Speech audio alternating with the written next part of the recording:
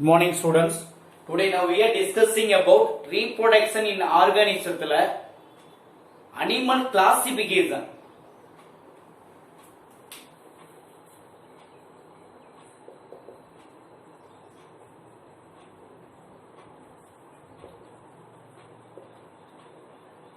Okay, the animal can classified into three types based on development of embryo.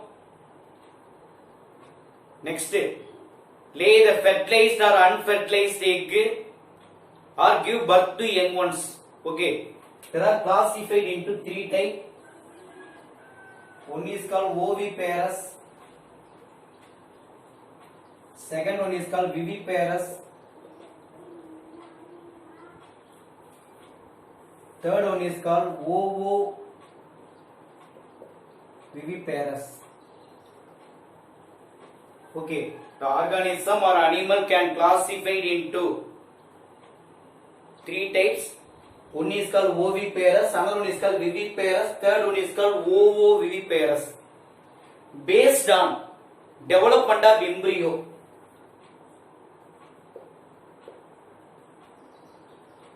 Development of embryo.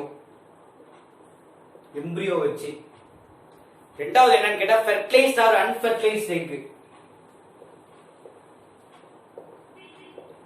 Fertilized or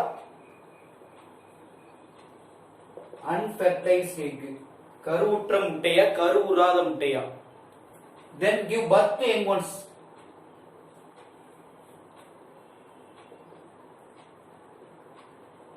Give birth to young ones. இத base பண்ணி three type of oviparous, viviparous, ovoviviparous. Okay, first simple sentence. Oviparous அப்படினாவே egg laying animals. Oviparous, egg laying animals are called oviparous. Viviparous, giving birth to young ones. Ovoviviparous, the living organism, the embryo develop inside the body or remain the egg, then full matured, then catch out. That is ovoviviparous. Okay, first oviparous, egg laying animal. முட்டையிட்டு குஞ்சு பொரிக்கக்கூடிய எல்லா உயிரினங்களுமே oviparous. இதுல young one catched.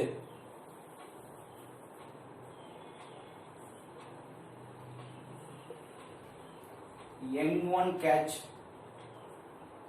from egg. அப்ப இதுல young one catched from எங்க sir அப்படின்னு கேட்ட egg.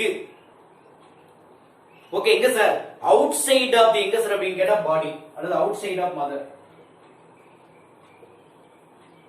Out side of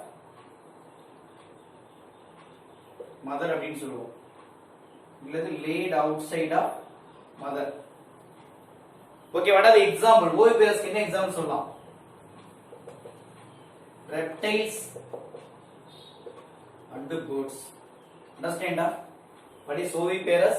Oviparous is a egg laying animal. The young one catched out from egg, laid outside of the mother's body. What are the example? Reptile and birds. Then, but in this oviparous further classified into two types.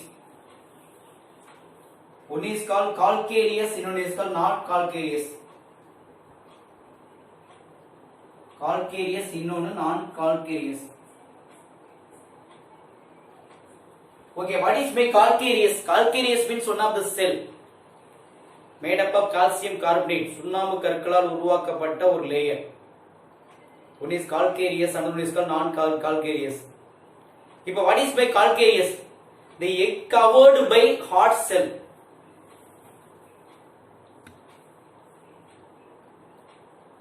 The egg covered by hard cell. இங்க egg not covered by hard cell. Sir இங்க முட்டையை சூழ்ந்து இருப்பது கடினமான ஒரு உறை. இங்க முட்டையை கடினமான உரை சூழப்பட்டுள்ள பட் அது எக்ஸாம்பிள் பாத்தீங்க அப்படின்னு கேட்டா கால்கேரியஸ். கால்கேரியஸ் பாத்தீங்க அப்படின்னா என்ன சொல்லலாம்? இன்வெர்டிபிரேட் சொல்லலாம். Okay, invertebrates fishes.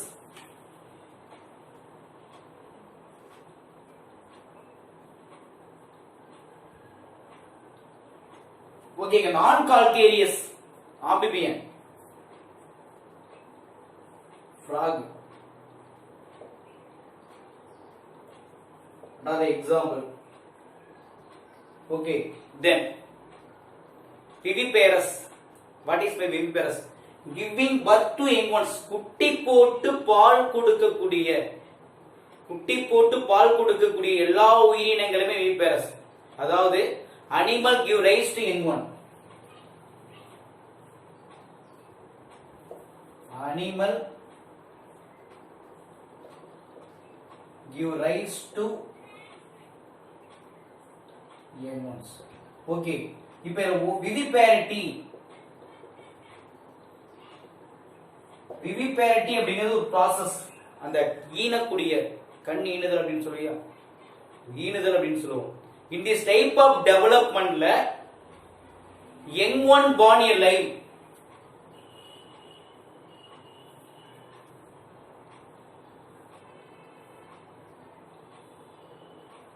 young one என்ன ஆகுது அப்படின்னா born alive.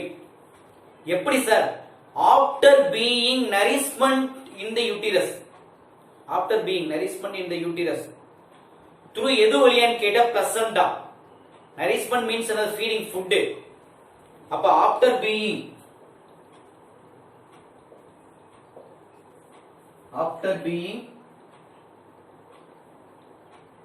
nourishment to the uterus through placenta. Understand? viviparity.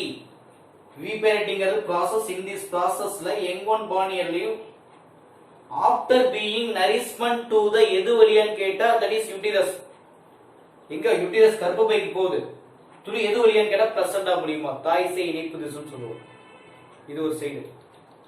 Example யார் சார் அப்படின்னு கேட்டா mammals. எக்ஸாம்பிள்ஸ் என்னன்னு சொன்னா mammals, பாலூட்டிகள் எக்ஸாம்பிள் சொல்லலாம். ஓகே, தென் ovoviviparous. ovoviviparous என்ன சார்?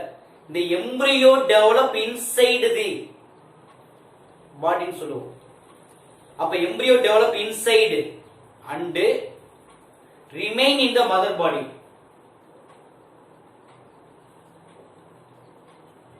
embryo develop எங்க சார்? inside and remain எங்க சார் அப்படின்னு கேட்டா என்ன? மதர் பாடியில. embryo உள்ளே டெவலப் ஆகும். எங்க அப்படின்னா மதர் பாடியில. then ready to catch. அதனால முதிர்ச்சி அடைஞ்சி கேட்ச் ஆகும் வரை நல்ல டெவலப் ஆகி எங்க சார் இருக்குன்னா மதர்ஸ் உடைய பாடியிலேயே இருக்கும். Okay, this method similar to என்ன சார்னா viviparity, viviparous மெத்தட் தான்.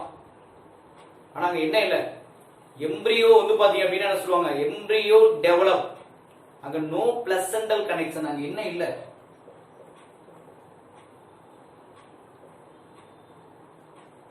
அதாவது ஃபீட்டஸ் குழந்தைக்கும் அங்க இருக்கக்கூடிய யங் ஒன்னுக்கு மதருக்கும் இடையில என்ன இல்லனா there is என்னது?